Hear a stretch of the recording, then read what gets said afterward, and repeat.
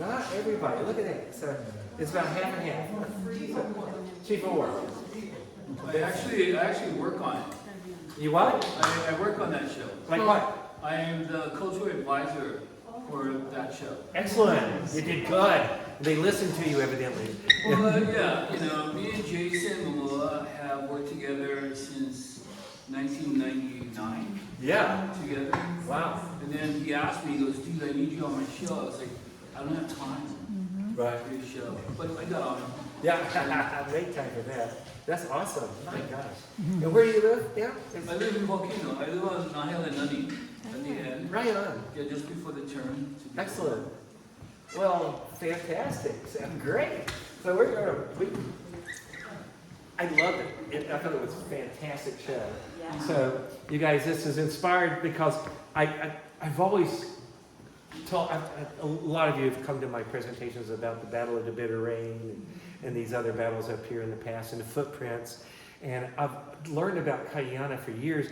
And if you remember, 5, 10, 15 years ago, I was saying, this guy Kayana, somebody's going to make a movie about him one day. And Jason has. It's just absolutely amazing. So these are going to be the battles of Kau and other Hawaiian battles that were near here. So this summer, it came out on Apple TV+. Jason Momoa, the Chief of War, it was an instant sensation. It is a historical drama. Co-created by Jason Momoa, who also stars as the warrior Kayana in the show. As Shanti Collins, the writer of Decider on the internet, says, it is an achievement in historical fiction, an earthbound spectacle to rival and surpass the faraway fantasy lands and science fiction galaxies of other epics. Like, what's the blue guys on the other planet? Avatar. It's like, it's on the scale of Avatar and Star Wars. It's that good if you haven't seen it, and it's really amazing. It's violent at times, but it's over there, so it's all right. It's all right. So, gosh, it's notable for its indigenous perspective. Ta-da! Thank you very much. It's really good.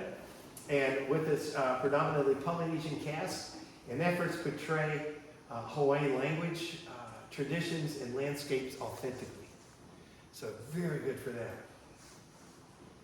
The show depicts the turbulent 18th century conflicts between the four kingdoms of Hawaii, following Kayana as he attempts to unite the islands against the growing threat of Western colonization.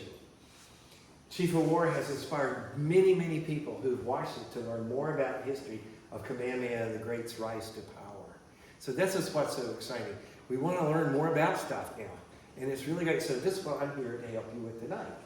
Jason Moore is terrific, but like a Charles Minster's novel, it parallels history. It is a work of fiction. I have cultural historical friends that are absolutely losing their minds because the story leaves out many historical figures and combines and condenses history. But that's okay. It inspires us to learn more. Some cultural historians comment about the outfits. Fact is that Hawaiian women didn't wear tops, but in the TV show, they decided, well, we're going to cover up the titties.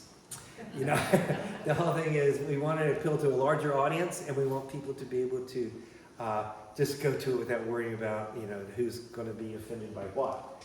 However, the men also are depicted in Chief of War as wearing mala, and a lot of people call it Cheeks of War now.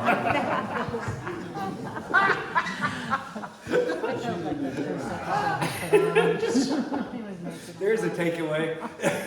You'll never call it Chief of War again. I really enjoyed the series. But if you ask me, the full truth is even more compelling.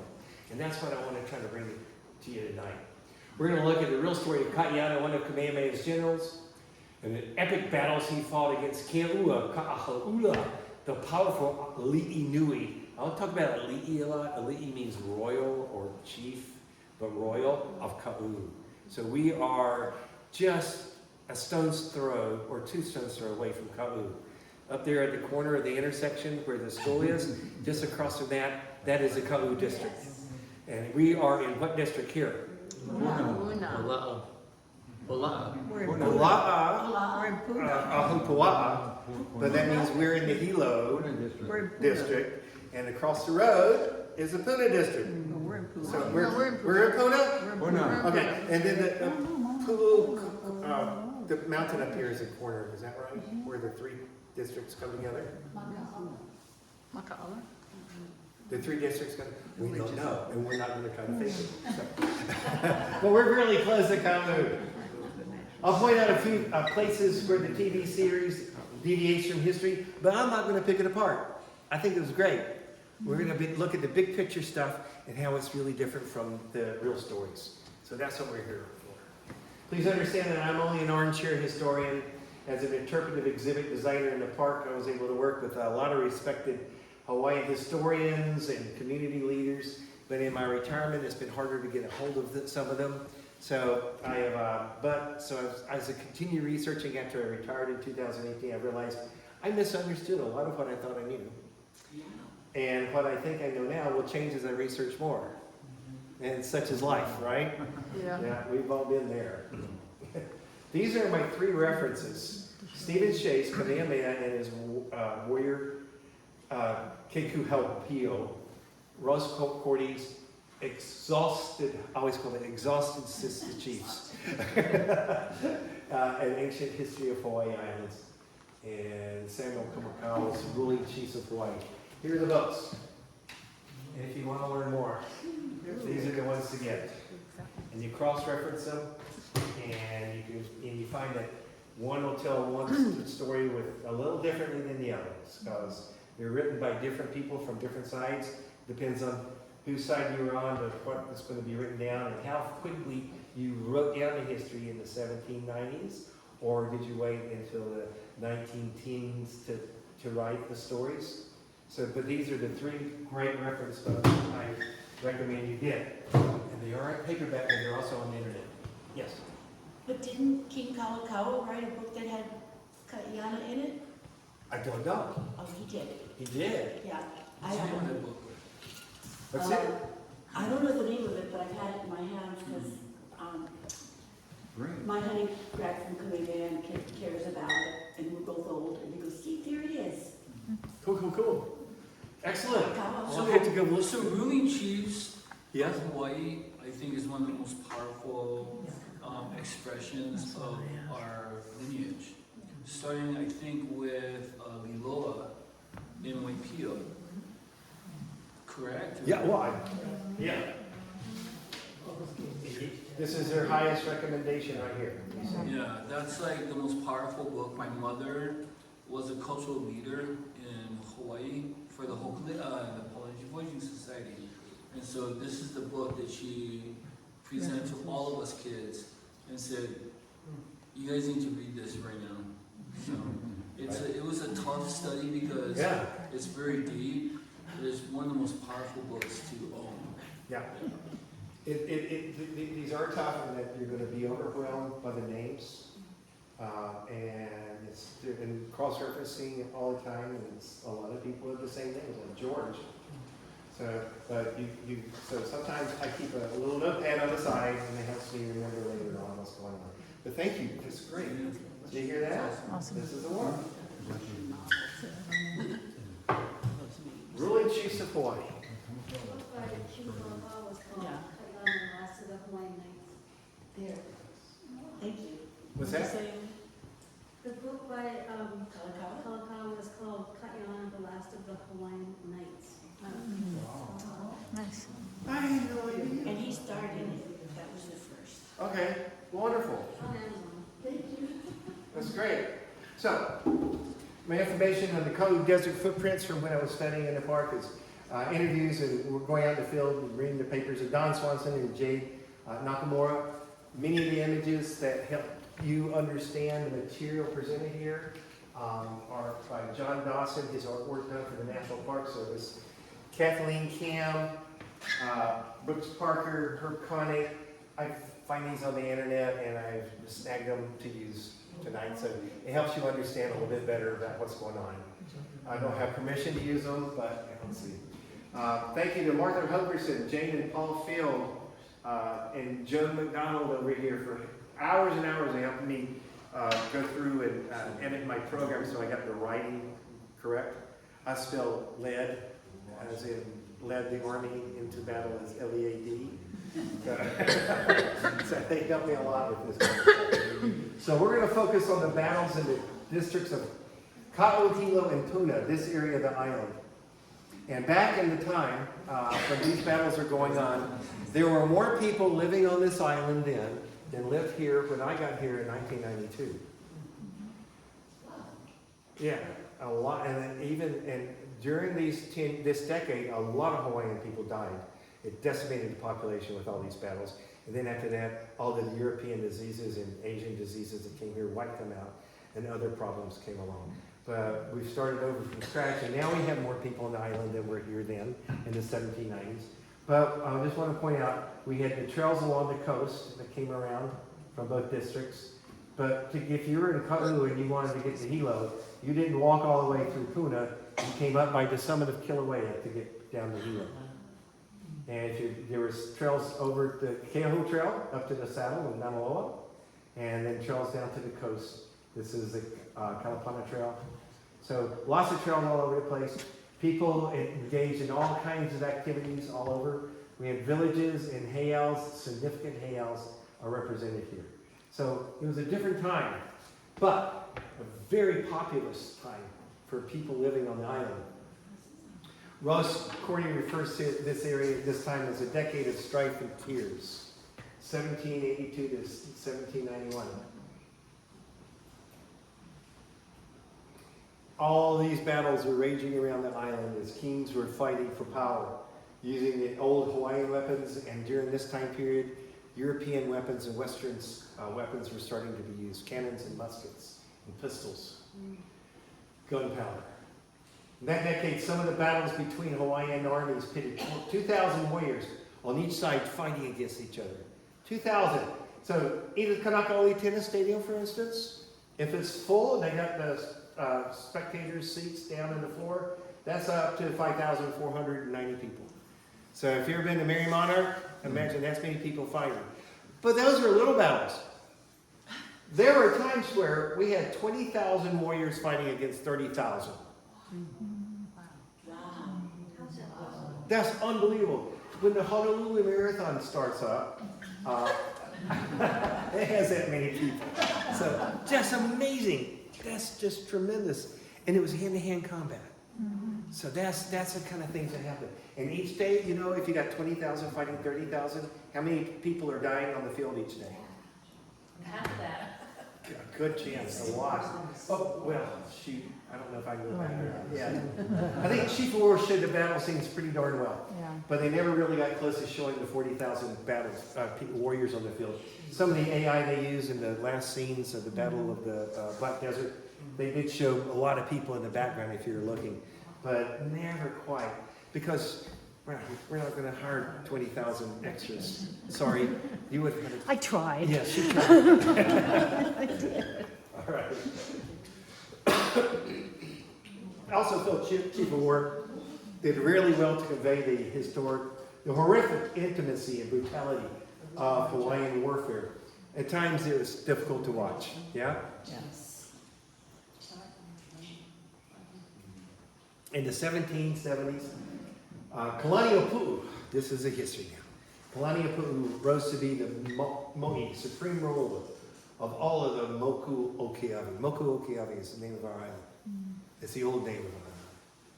Two symbols of his power were his ahaula, the full-length feathered cape, and the akuahulu manu, the feathered war helmet, the feathered war god of Kukailimoku. These are his two symbols of power. His feathered cape, his helmet, and the feathered war god, which is about this big. And if you've been to the Bishop Museum, you can see these things. They're on display. Absolutely. Still around. Except, well, we're not going to get into everything. When he was the king of the island, he was over in Kealakekua Bay when Captain Cook arrived. So he hosted Captain Cook's arrival and departure. If you understand what I mean. Yes, indeed. He was there. He was the one that Cook was trying to arrest. whenever his warriors killed Captain Cook. Kalaniʻōpuʻu. Okay, so we're going to go through this really fast. We got so many different people, and it's going to be so hard to remember, so I've got a few ways for you to help understand. These paintings like this are all by Brooks Parker. He is a descendant of Kamehameha. He's a great artist, but we have no idea what a lot of these people look like. So they're just paintings of what they may have looked like. But he was a king of the whole island, became in power in 1754 until his death in April 1782. This is his cape. It was given to Captain Cook and his helmet, taken to Britain, then sent to New Zealand, New Zealand. And a few years ago, about 6 years ago, the people of New Zealand gave it back to Hawaii. And it's on display in the museum at the Bishop. It's absolutely beautiful. Susan and I just saw it a few months ago. So in the movie, this is Kalaniʻōpuʻu. Remember him? It was only a few scenes he was in there, but this is the... Branscombe, Richmond. All right, you can help us on this. Kealiʻimoʻohili, he was Kalaniʻōpuʻu's brother. He was in Ali'i, what's going on? That's really strange. That's really strange. Thank you. There you go. Oh. He was Ali'i down in the Hilo district, but Kalaniʻōpuʻu's brother, he was not mentioned in Chiefs of War. Keoa, Kalani Kupuapa,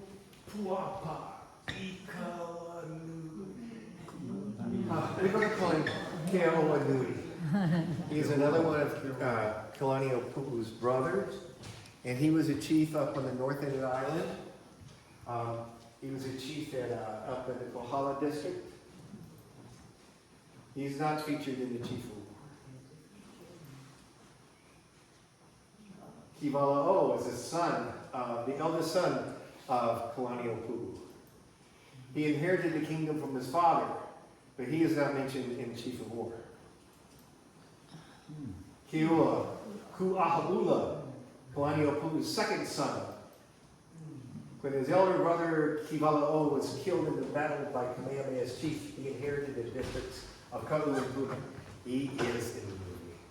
And in the movie, he's played by, we'll see a little bit later. Kamehameha the First. This is an actual painting of Kamehameha in his old age. He's the son of Kamehameha's brother,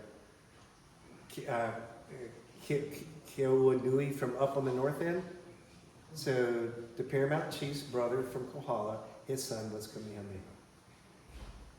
He was a nephew of Kalaniʻōpuʻu and Kealiʻimoʻohili, the first cousin to Kivala'o and Keoa. So first cousins. This is the actor who played him in the movie. What's his name? Do you know this actor's name? Makua. Great.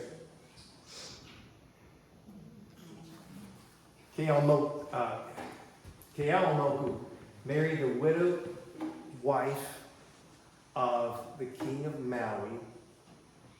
And when he did, he married her. He was also the principal agent in the elevation of King Kamehameha to the power and served as prime minister in the movie. He was played by this fellow. Kahekili, remember? Kahekili is a god of lightning, so he's got half his body tattooed black.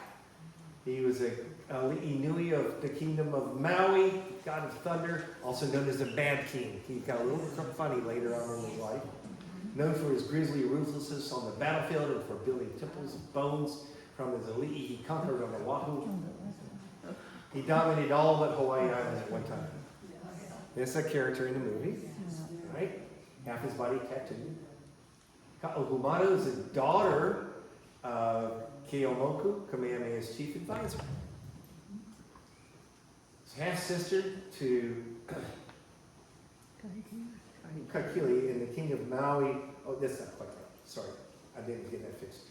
At 13, she became the first and favorite wife of Kamehameha. And her sisters later married Kamehameha. So they were all the wives. Ka'ahumanu is also the principal advisor to Kamehameha and the most powerful woman in all Hawaii. She is played by this lady in the movie, and she always has her feather lei on her head.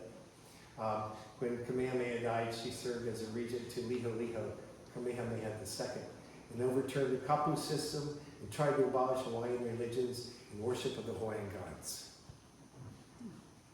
Luciana Buchanan. That's her name.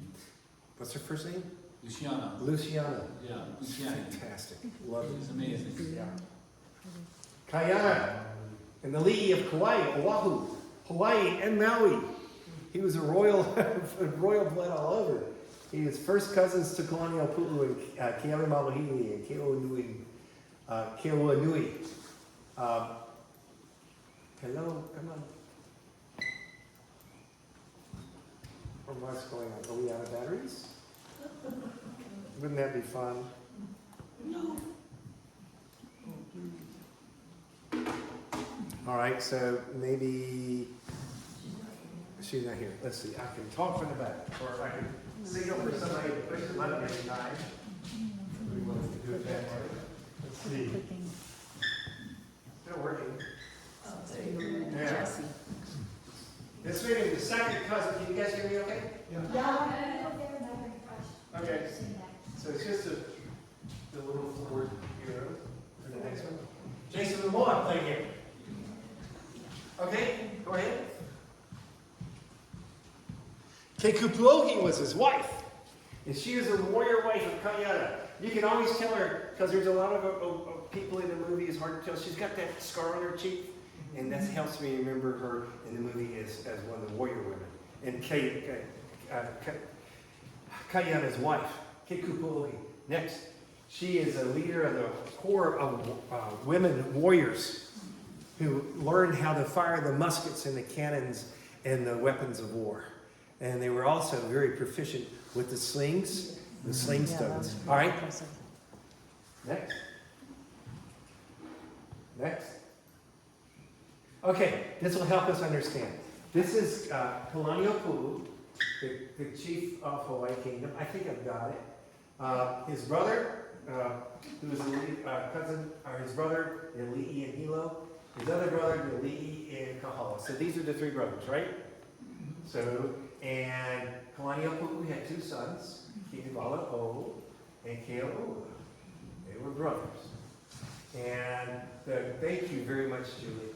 Keanuanui had a son, and that was Kamehameha. So cousins, very close. Over on Maui, there was a great chiefess, and she was married to Kekauliki. He was the main king of Maui Kingdom for a while. He had a son who was Kakekili II, it's called. Kakekili II. When the king died, she was now a widow, and she married Keaumoku, who was an advisor to Kamehameha, and they had a daughter, Kahumanu, who was a brother of, a half-brother of Kakekili, and she married Kamehameha. Yeah, wow, it's a lot. And I hope to have this up on the screen here all night long, but my other projector, my computer wasn't working tonight. So. Yeah. Does that help? Yeah. Yeah, that's Okay. good. And then, and we're done again. Yeah. Should I go back? Oh, here it goes. For some reason, it's excited to go. Here we go. Kaiana was, at this time, he was over on the island of Kauai, and that's where he met his wife and his two brothers, and they were very big in the movie. So, right on. So there we go. There's all the relations and the families. 1772, Kalaniʻaupuu was the Moist supreme ruler of all of the island. Excuse me, you guys. I'm just trying to figure out how to make the mouse work. You know, that's kind of. When he passed, tensions on the islands heated up. The king was dead. He bequeathed his political power to the island to his eldest son, Kivala'o. Under Kivala'o, he left the districts of Hilo to his uncle, Keawe Malohili. Also under Kivala'o, He left Waipio Valley in the districts of Kohala and Kona to Kamehameha, but underneath the power of his son, Kivala'o. But he also gave the power of war to Kamehameha. And then he gave him his war god. So now we have two equals. That's kind of crazy. Set them up to see who's going to win. It's not the first time. This is a thing that happens very often throughout Hawaiian history. This power is split for the political power and the war god power, and let them fight it out to see who's the most powerful, to see who's going to win. And it was done here at this time. So very, very, very, very hot, and here we go. His other generals and lesser chiefs did not receive lands. And neither did his younger son, Keoua. Keoua did not get any land. But he did get a t-shirt that says, "My brother is here." Sorry. No. I know, right? In Chiefs of War, in Chief of War, Keawe Mawahili is not mentioned. The chief down in Hilo, it gets a little complicated, I guess. So he's not talked about in Chiefs of War. Neither is Kivala'o, the one who actually inherited the kingdom. The story is simplified, and the kingdom is inherited by the younger brother, Keoua, in the Chiefs of War. So that's the difference. In reality, Keoua did take out his frustration by cutting down the sacred coconut trees that belonged to Kamehameha. You remember that was in the movie? In the TV show? It really did happen. But it was by Keoua. And then he killed several of his warriors, and then he tried, when they tried to protect the coconut trees. Oops, how am I doing this? Okay, so Kivala'o accepted their bodies from Keoua and offered them to Ku on one of his Luakini heiaus. You guys, if he had not accepted those bodies, then the brothers would have been at war. But by accepting the bodies and letting the coconuts grow and saying that was okay, that is an act of war. It's like, our way. Peace is over. Kamehameha and his other Kona and Kohala chiefs who supported him moved their armies to Kealakekua Bay. Keawe Mawahili from Hilo and the Puna chiefs moved their armies to Kealakekua and joined Kivala'o and his armies from Kau. So they're all over there, just south of Kealakekua Bay. You know that big flat between Kealakekua Bay and Pu'uhonua Ohonaunau? That big flat area? This is where the Battle of Mokuahai was fought, on those fields. At the beginning of the battle, in the morning, the forces fighting for Kivala'o had the upper hand, and the tide of the battle turned by the afternoon. Kameiamoku, a Kona chief, was injured by a spear, and he fell to the ground. So this very powerful chief, Kona chief, fell to the ground. Kivala'o approached him to finish him off. When Kivala'o was struck by a sling stone, Kivala'o fell next to him and was stunned. While he was laying there and dying, the other chief, though seriously injured, dragged himself over to the stunned Kivala'o and sliced open his neck with his weapon of sharp teeth. And lay on Mondo. Just amazing. I mean, right there in the middle of the battle, the one guy's going, he gets hit by a spear and he falls down. Kivala'o goes over to finish him off. When he's hit by a sling stone, he falls over, and the other chief crawls over and slices his neck. Man, this is really real. The king is dead. Again. The island is split between three chiefs. The Keoua Ku'ahu'ula of Kau and Puna, Kamehameha, and over in Hilo is Keawe Mawahili. So, but now we have three kings split the island. Very powerful. From 1772 to 1790, Kamehameha, 82 to 1790, Kamehameha focused on taking the lands on Maui, and carried out many war campaigns towards that end on Maui. Jay, quick question. You said there were 3 kings. Now, were they chiefs or kings, and is there a difference? Yeah, no, it's an interchangeable same. words for sometimes. Okay. Let's call them Ali'i Dui, Okay, or three. right, They had 3 districts they were the rulers of. okay. Ali'i is a better word. Chiefs is a cheap word. It's an English word, so Ali'i. Yep. Well, let's see, where am I going? Kayana was, we'll talk about Kayana now for a little while. He was a great warrior, famous Ali'i. He had strong Ka'u and Hilo heritage. He was born and raised on Maui. Kayana's brothers, now that's debatable according to some people where he was raised at. But he and his brothers helped Kahekili conquer Oahu, but did not support his oppressive rule. This is very, very simplified. This is very, very simplified. But what he ended up doing was they moved to Kauai, where Kayana met and married his beloved Kekupuohi, his wife.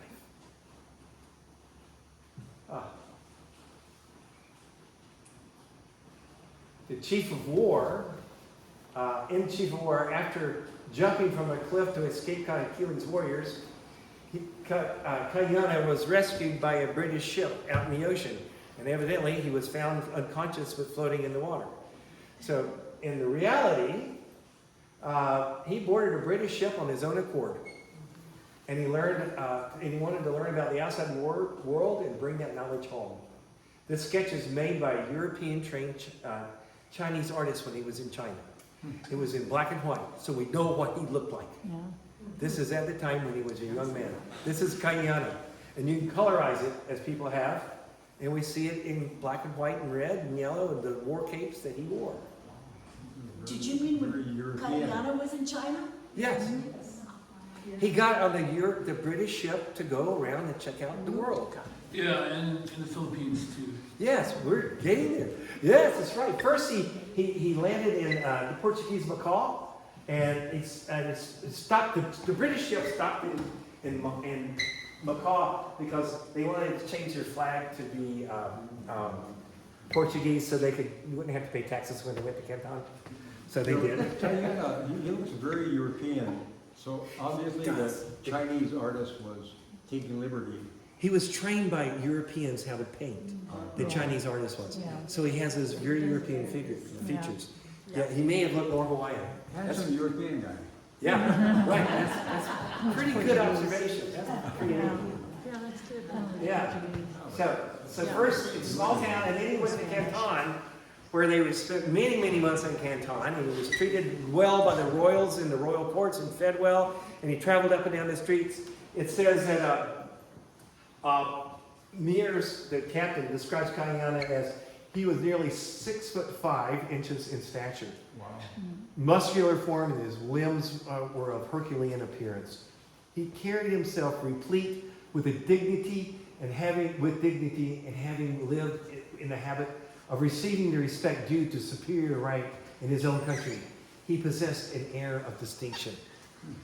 And it said that in his own journals, he writes that as he walked up and down the streets in China, he hated the Chinese men because he would walk up and down the streets wearing his Hawaiian,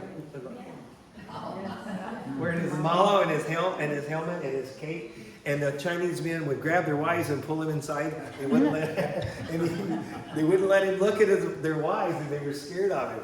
But compared to everybody else, he's towered above them, 6'5". It was amazing. So boarding a different ship, the Ifangia. God, it's so. I'm from North Carolina. It's hard not to speak English. But the Hawaiian and then the other. It's drives me crazy. He traveled with Captain Douglas to the Philippines. You're right.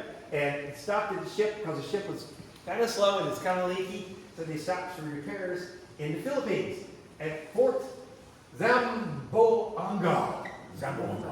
Yeah, isn't that a great name?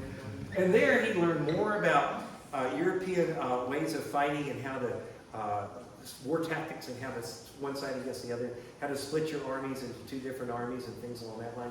He learned a lot from the Spaniards there. Okay, auto standby. Just a minute.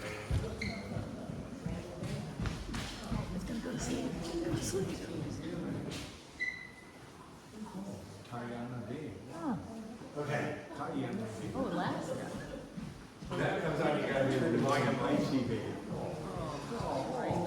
Right.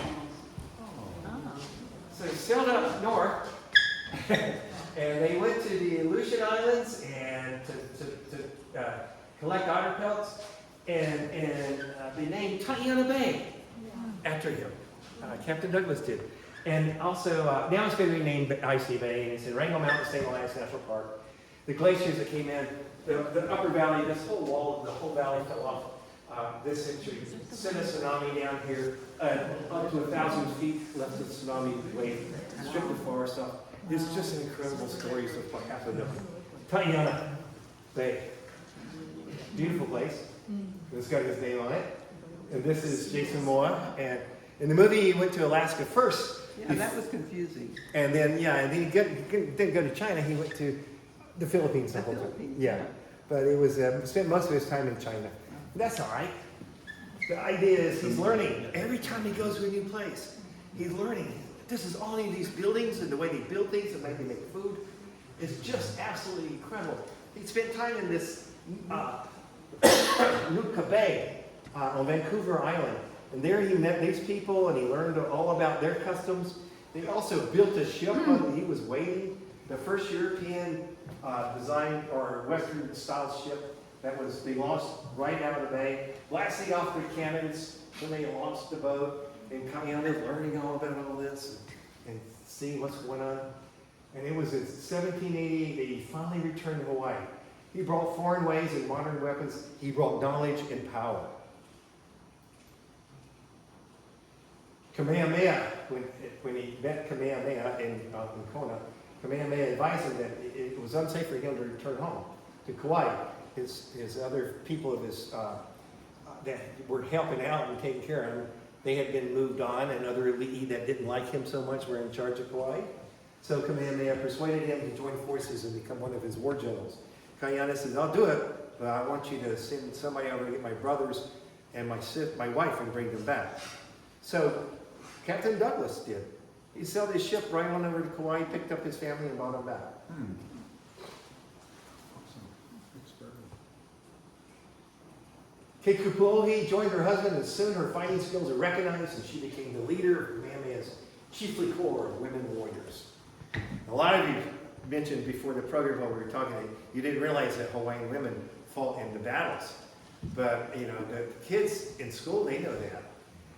But the kids didn't really, before this show came out, they didn't really have anybody to look at and follow as a role model. But I was always been telling them that when I do this program for younger people, Keikupuohi's the one to watch. She is an incredible warrior on the front lines over and over. And this is her story as much as it is Kaiana's story in a lot of ways. So as in the TV drama Chief of War, Kaiana gave muskets and other weapons to Kamehameha and taught the king's warriors how to use them. Some references say that those were not his weapons, they were weapons that Kamehameha bought from Douglas. But Kamehameha did supplement his army with a lot of weapons. Every time he had a chance to buy more muskets, he would. His warriors took over European boats, like the Fair American. They got cannons from off these boats. Now, these are not giant cannons we think of, on the big, like, what? Civil War. Yeah, Civil War and Blackbeard, pirate cannons. These are swivel cannons, smaller, but very powerful. And you can use a lot of different stuff in there. Once you run out of cannonballs, you can use rocks. Yeah. It works. Yeah. As long as you got your gunpowder. So in 1790, Kahekili, the Moi of Maui, contracted Keawe Mawahili of Hilo to make a fleet of war canoes so he could attack Oahu and take over Oahu again. He had lost Oahu, he couldn't take it back. So Kahekili, or Keawe Mawahili said, "Yeah, I'll help you do that." So he sent over skilled canoe makers and 1,200 warriors from Maui to protect them. So this is interesting. Kamehameha is going like, "Yeah, we don't want him to have war canoes, because the next thing he's going to do is come over here, right? He's going to attack our island." So he didn't like the idea that Keawe Malahili was helping out Kaikili. So this led to the Battle of Misery, Kaua Kama'ino. In this battle, First Kamehameha sent a sea force of 800 double-hull canoes and 8,000 warriors to stage off of Hilo. Kamehameha led a land force of 12,000 warriors over the saddle to attack Keawe Malahili in Hilo. In Hilo, Keawe Malahili had twice that number, over 40,000 to defend against Kamehameha's attack. Are you getting it? What's going on in these days? This is amazing. Keaua moved his armies to join his uncle, Keawe Malahili in Hilo, to defeat Kamehameha. Kaiana, leading Kamehameha's Mahi army of 2,000, moved here to Kaluapela to block Keaua from joining forces with his uncle in Hilo. So, where Volcano House is today, and the Visitor Center is, where it's closed, all that area is forested. It was not forested until the early 1900s when the forest started coming back. Before the early 1900s, that whole area around where Volcano House is and everything, it was completely decimated from the previous violent years of eruption. There was cattle, it was cattle pastures. You see the original pictures of the Volcano House, a little grass hut with cattle grazing all around the area. So that area is where Kaiana set up his camps, where Volcano House is, and over in the steam vent area. Around one of the steam vents, the ground was nice and hard and the trees overhung, so the steam would come up in the trees and drip down, so there was a freshwater source there, up here at the summit. People don't know. So Kaiana camped out in our backyard. He came up this old trail, which is, it's right here on the other side of the parking lot. Old Volcano Road. Yeah, Old Volcano Road was a trail that Kaiana brought his warriors around. Actually, he brought his warriors around the Keaho Trail, right by the school, and then went over there, because that was the main trail around. And when he went back to Hilo, he went back down this main, right down here. This is where these armies were walking. I just want you to realize, where I used to have my office, and when I was sitting in headquarters, it's like, this is where Kaiana camped. Right here. Okay, so back down to Hilo. Kamehameha engaged Keawe Malahili in the forests of Apoiaco. It's called a KTA battle.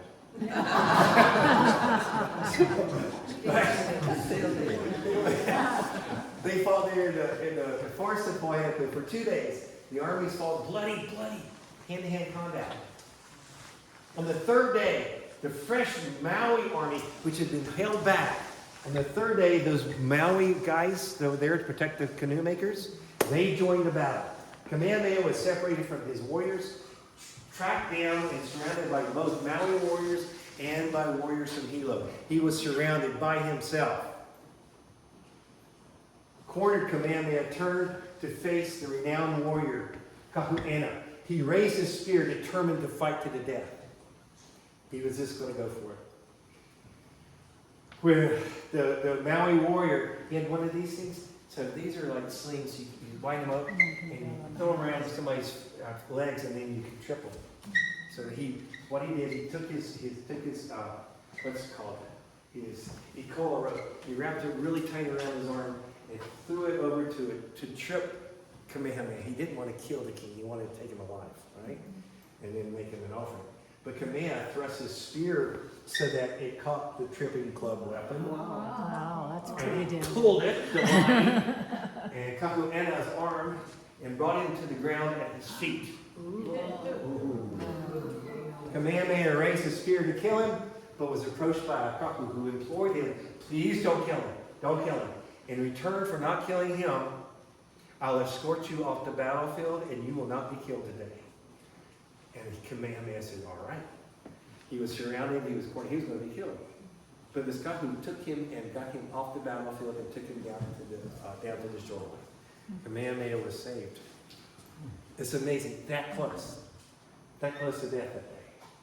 Through the intervention of the Kahu, Kamehameha's life was spared. The conflict ended and Kamehameha's troops withdrew to Laupahoehoe, where he stayed a few months. Now, let's not forget that we left Kaiana up here, camped out in our backyard. Did he pay his campfire fees? I don't know. But he's camped here, blocking Keoua from joining Keawimauwahili in Hilo. This is the battle, it's called Kaua'ava, the Battle of the Bitter Rain. This is the one that happened right up here, just around the corner. It's called the Battle of the Rain here. It's called Kaua'ava. This is the one that comes in the afternoon over higher elevations. It's a cold, bitter rain. It's named after the ava plant. You know ava? We use ava for making a drink and use it in sacred ceremonies. The drink is a little bitter for some people, but others like it. Oh goodness, here we go. We mess it up again. All right. So with the ava drink, it is said that what happens is you drink it. First thing is what happens. First thing that you're going to notice. What? Warm. Your tongue will get your tongue gets a little numb. And if you drink more, you get pretty mellow. It's pretty cool. It's like the first part of drinking a few beers, you get that buzz going up. It's really nice. And then if you drink a little bit more, after an hour or so, your fingers and your feet start to get a little numb. It's interesting. And your eyes get a little blurry and you can't quite see as well. It's called the ava drink. The rain does the same thing. It's a blowing coldness that comes blowing by. Your hands and your feet get cold and they get numb, just like drinking ava. And your eyes get blurry because the wind blowing by is always in your eyes. So it's called the Kaua'ava. The ava. Well, excuse me, it's called the Kaua'ava. The ava rain that comes by up there every afternoon. You can see it if you're like around Ui Kahuna or the golf course. In the mornings, the mountain is clear, but that cloud comes across at 9,000 feet. And it moves across from the left to the right, from Ka'u over all the way across. And in Ka'u, they always say, in the afternoons, Mount Loa puts on her lei. It's right at 9,000 feet, and that's the rainy cloud that comes by. Beautiful. Nope, the other way. Nope, nope. Please. It's hard. So, the army, it was known as the Mahi Army. That's the big Mahi. Keo'ua's army is the Puke'awe Army. Not as our streets over in the golf course, Puke'awe, it's Puke'awe. So it's Puke'awe Army. Now, the reason for this, Puke'awe plant, that bigger plants, you can make a spear out of these things, and they're almost unbreakable. It is such a hard wood, you can bend it really well, but you can't really break it. So if you get a nice spear out of that, you can poke it into somebody and twist it around. Good to know. The other thing about Puke'awe is, if you're an elite and you want to, you couldn't go out and hang out with common people. Certainly not the people in the bottom of the social scale, like the park rangers. But so you had to only be around the royals for the most part. But if you wanted to go mingle with commoners, you could take the Puke'awe, burn it, and smut yourself with it. And that would keep the mana from flowing out of you when you're around common people. And you could go see normal folks. Farmers and fishermen. So, as the army was coming up, the main part of the army was so big and so slow that there was a leader group of the army called the Pamil Army. It was a small group, but they were like the best warriors, and they went running ahead. Do you remember, 2004, the movie came up, Troy, with Brad Pitt, and he was Achilles, and when they were sailing across, Achilles was always, he and his army was out in front of the rest of the army.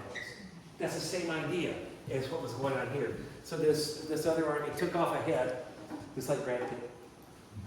And when they got up here, they got up to the Stevens, boom! They ran right into Kaiana, and the battle started right there on the spot. Oh, gosh. That went the other way. Boom. They were turned around because the other army was so big, and they followed each other until they met the first army, the main group, and the major conflict occurred down at Aina Po. Keo'ua's superior numbers and fresh warriors was pushing the Mahi army back. Just when it all seemed lost for Kaiana Mahi army, they were reinforced with 2,000 fresh warriors from South Kona that sailed around and came up and joined them. The tide of the battle turned, and Kayana led the Mahi army through a series of punishing conflicts against Keo'ua's forces. The battle moved from Ainapo to Ohaikea, and then to Kaualoa, Keomoku, and finally to Kapapala, where the final battles were fought. Keo'ua was losing his army against Kayana. After days of fighting and loss of thousands of lives, Keo'ua's forces were facing certain defeat.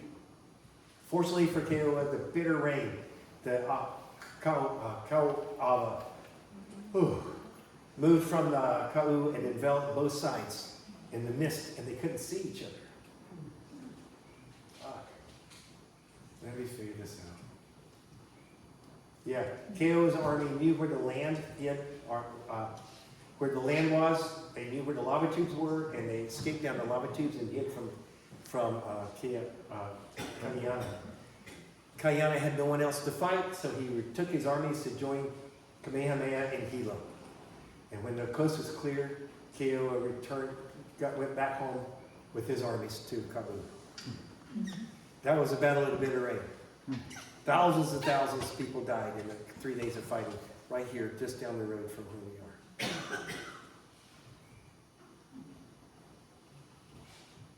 When Kayana arrived in Hilo, he learned the battle was over, and he led the Mahi army to Laupahoehoe to join Kamehameha. Later that year, Keawemalahili changed his alliance with his nephew Keo'ua and aligned his powers with Kamehameha. Just like that. Boom. Oops. Yeah. Things are changing. Kapuga left out the cold. I know, right? Yeah. Until the Battle of Alad. Kamehameha turns his attention to conquering the other islands, Maui.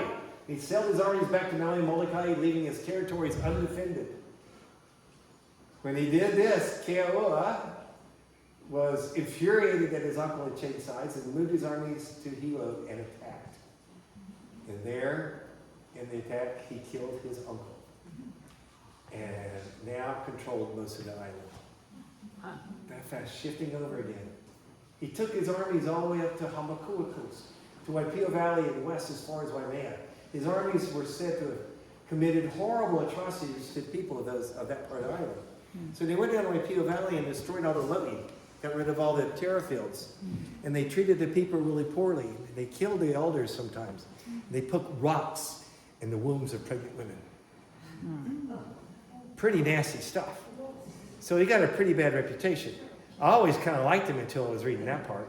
And then it's like, I'm not so sure. Upon learning of this, Kamehameha returned to the island from Molokai.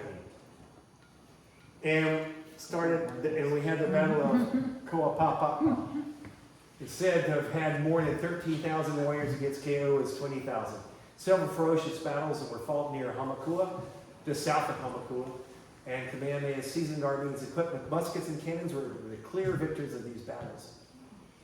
Kayana retreated back to Hilo and then came back up here. And as he was approaching this area, Keo'ua, as they neared the summit of Kilauea, earthquakes and explosions welcomed their approach.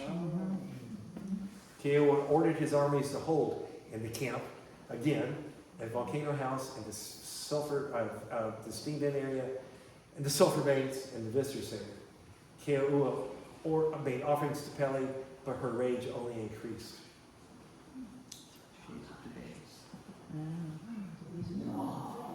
Huge summit explosions were occurring. On the third day, Keo'ua had to split his armies into third and push on.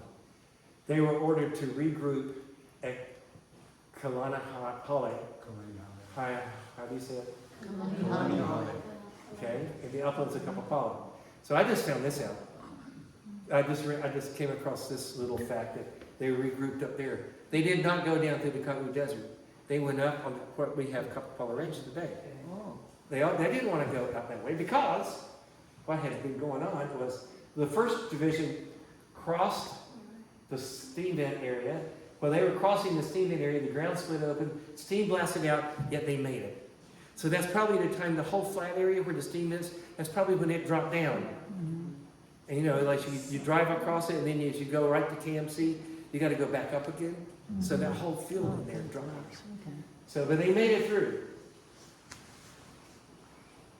But as the second division passed between Uekahuna, the area around Old Jagger Museum, and Namakani Payos, where they were crossing the trail, the army was walking, we had a monstrous giant explosion out of the caldera. So these are steam-driven explosions blasting up, like we saw a few years ago, back in 2018, except much bigger. And the steam was so heavy in there, and the ash was so so heavy, that it blasted out the side in this huge explosion of steam. And it was a pyroclastic surge, several hundred degrees Fahrenheit, moving hundreds of degrees, probably hundreds of miles an hour. It blasted down from Jagger area, or Uekahuna, over towards the campground, that whole area for 3 miles wide. It came very close to the golf course area, 3 miles wide, all the way up to the base of Menelola.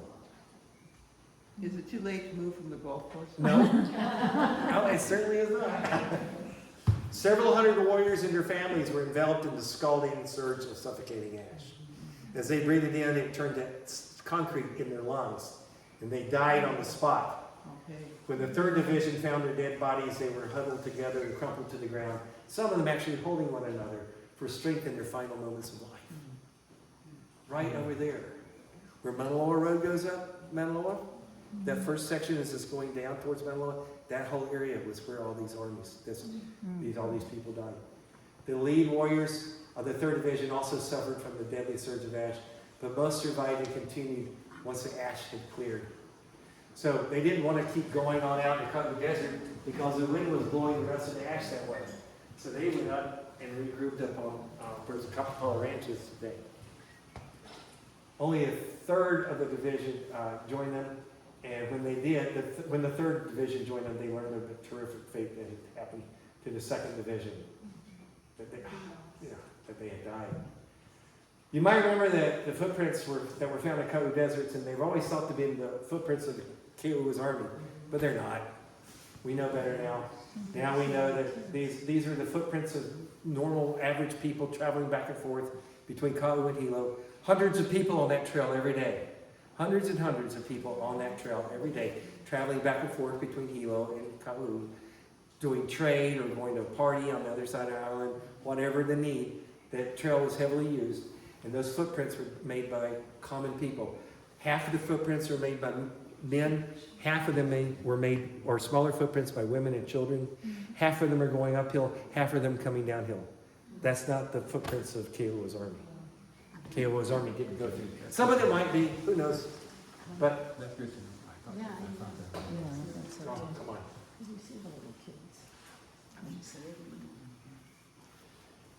In an often overlooked incident, Kamehameha once again sent his armies under the leadership of Kaiana to defeat Keoua. Again, a lot of references says that was the last battle. Keoua never fought anymore. He never fought against Kamehameha. And that's not true. Just a few months later, Kaiana sailed Kamehameha's armies to Laloa, the cape that we now call Kalai, South Point today. When the canoes got down there, some of Keoua's army was up on the ridge, and they started chunking down rocks and stuff into canoes. So they started the battle right there off South Point. Keoua led some of his people offshore in canoes and engaged in a battle. And then the battle moved a few miles up to Pa'aiha'a Bay, where the battle continued and really became intense. You said Green Sands? It's not Green Sands, it's beyond Green Sands, this side of Green Sands. It's a very shallow area where the monk seals come up and give birth, and you can drive down from Na'alehu. There's a rough dirt road that goes straight down to it. But if you're going from South Point and you get to Green Sands, you need to keep going to get to this area. Yeah. But it's a big, shallow, lagoony area with rocks all over the place. It's kind of rough. So Kaiana took the battle onshore and engaged Keoua's chiefs in a hard-fought battle. At times, Kamehameha's armies triumphed, but were pushed back to the canoes, only to return with fresh warriors from the canoes. One of the reasons Kaiana was so successful was because he had cannons mounted on his canoes. Yeah. So a big battle down there. But Keoua was really cool. He ran ahead and led Kaiana to Pu'uhuluhulu. All the way up here. He went around this area and went down what's the chain of craters road is today. There was a trail down there. And he led him up to the top of Pu'uhuluhulu. And Kaiana followed him in close pursuit with his cannon on a sled. He chased him all the way up to this hill. Now, some of the references call it Pu'uakopi or Pu'uakopi, but today we call it Pu'uhuluhulu. There was a crater beside it called Akoi crater, and that was covered up in the Mount Ulu eruption, so it's not a crater anymore. But that was the hill beside Lua Akoi is Pu'uakopi. Here it is, very close. But it's Pu'uhuluhulu. So that's the only hill around the area where you could go up and get away. So have you been up Pu'uhuluhulu? You know it's got that little crater inside? That's where the army was. Sitting in there, Keoua and his army. And down around the base of it, there was steam vents back in those days before Mount Ulu erupted. Where Mount Ulu grew up to be, that was in a big area like the steam vent field with steam coming up out of the ground.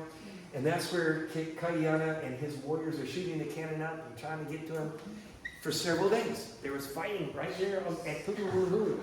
Now that's even closer than everywhere else to where we are right now. That's just around the corner. They held fast in the hilltop fortress for 2 days of fighting. On the third day, Keoua and his famous warrior Ali'is initiated a daring raid. In their historic skirmish, they captured the cannon and turned it back on Kaiana.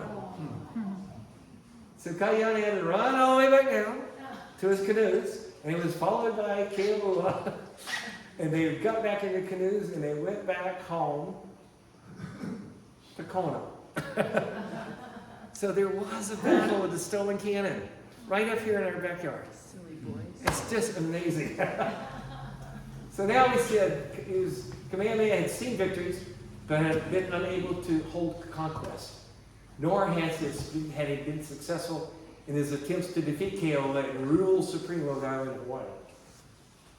Famous prophets from Kauai said that if Kamehameha rebuilt Pu'ukola and rededicated it to honor Kuka'ilimoku, he could conquer all the rest of the islands. So Kamehameha turned his attention to building this temple, Pu'ukola up on the, Pu'ukola up on the north of at Kauai Island. A lot of really interesting stories along that.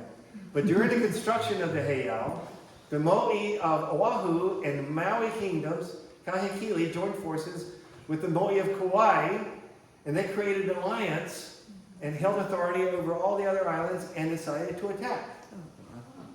They launched a defensive attack against the Hawaii kingdom. They sailed over and took Kamehameha's northern land and plundered Waipio Valley. All their canoes that came over. Kamehameha did not like that. He went and met them offshore Waipio in a battle at sea that's known as the Battle of the Red Mount Cannon. It was an incredible sea battle. It went on and on and on. The battles, they said that the cannons and the muskets were going so much. Both sides had cannon and muskets. Both sides. That the muskets, the mounts of the weapons were glowing red from all the fighting. But Kamehameha was victorious. And Kahekili and the king of Kauai withdrew and went back home. Big sea battle out there. Just amazing. Thousands of canoes. Kamehameha has turned his attention back to the construction of Pu'ukola and the fulfillment of the prophecy. He completed the temple in the summer of 1791. To dedicate the temple, he needed to offer the body of a supreme chief on the altar of Tuku. That sacrifice would be Keoua Ka'ahu'ula. Some say that Keoua was enticed to the dedication by a ruse in the belief that he and Kamehameha were to arrange a treaty of peace. Given the history of the two men, it seems very unlikely that he would consider that a possibility. He knew what he was getting into. Keoua complied. And he said goodbye to his wife, and he took his time going up the coast Along the way, he stopped at many villages and they said goodbye to all of his relatives and his friends.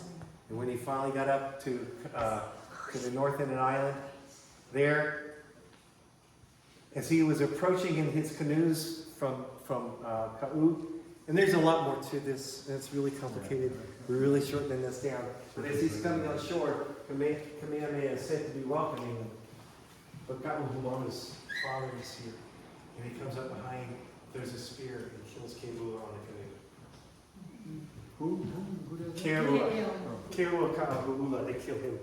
And they take his body on shore, and they make him the offering to the war god Ku. They cook him down, they use his bones and put him on the altar. And then after that, his bones are buried in the hail. So, Didn't he do something to his penis before he Yeah. got there? Yeah, that's it. well, that's one of the things I was saying I was going to Oh, okay. So that he wouldn't be the whole man. Yeah, to be a perfect offering to the war god, you had to be a perfect human being.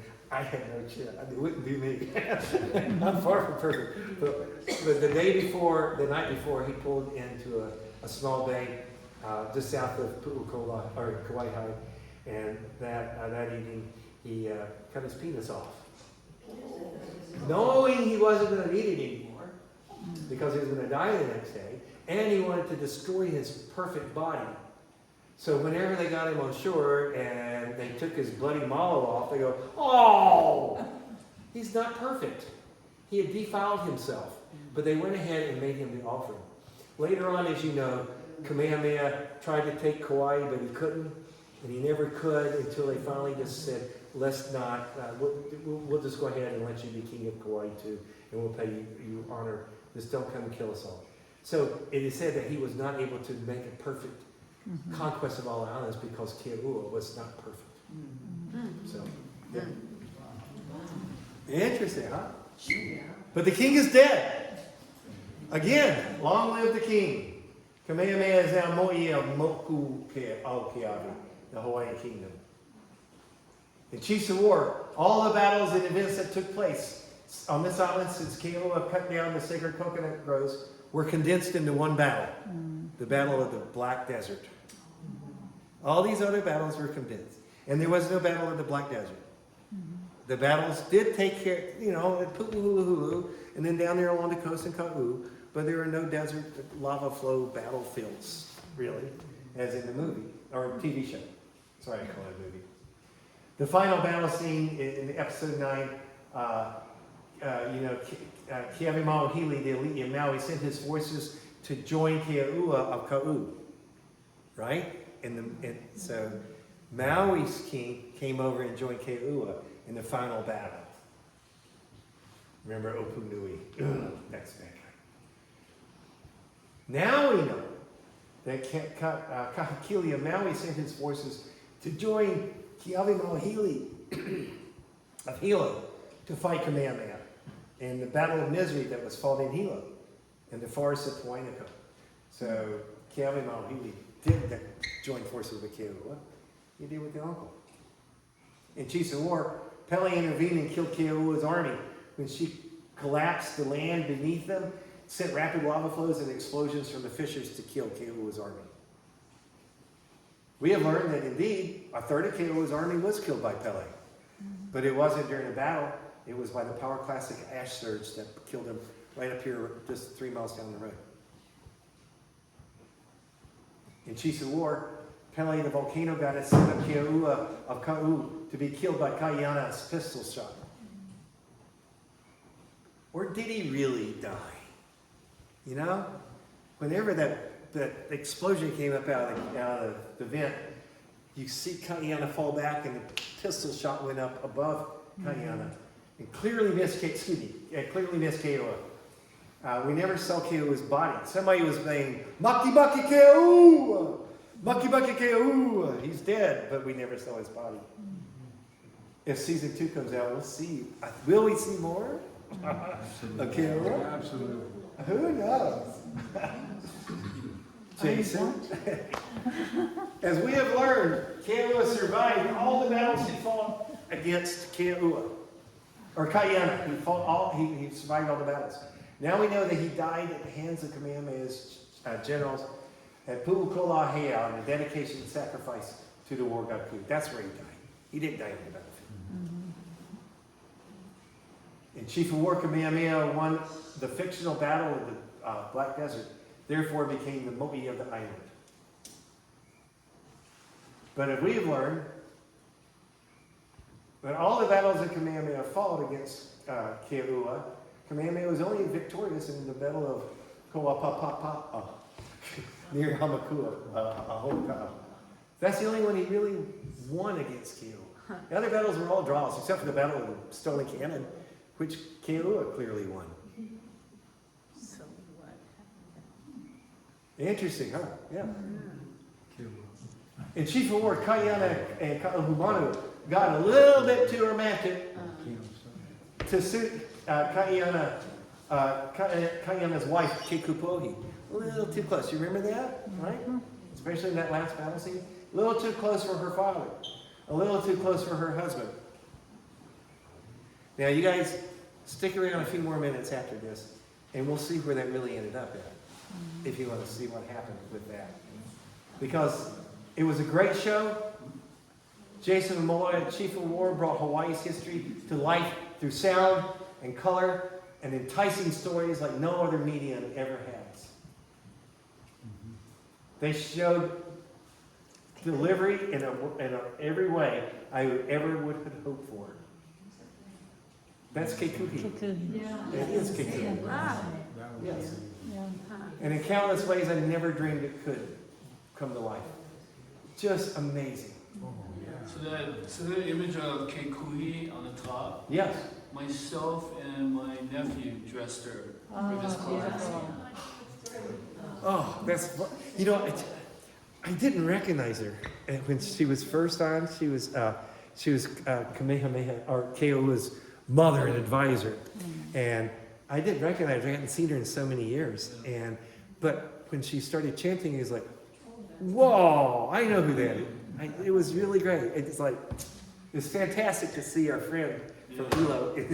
So Jason asked me to come on to the show to bring the Kanaka Ole family Wonderful. into this. So they became our cultural leaders. And then Kekuhi was chosen to represent that lineage. That's wonderful. It was really intense. They are so intense, and they're so on it, and they're not going to let you get away with it if it's not right. No. Yeah. It's like, you asked me to be here, that's how we're going to do it. My God. Yeah.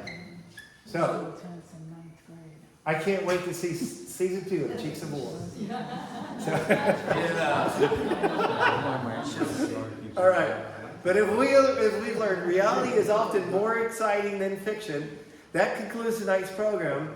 Now, if you want to stay around another 15 minutes to hear the rest of the story, it's not really a spoiler because Jason's going to rewrite it in a really enticing way. If we get a season 2, please, that would be great. But it's a really amazing story if you'd like to hear more about what happened next. But it's been a long time. If you want to head on home, you're welcome to.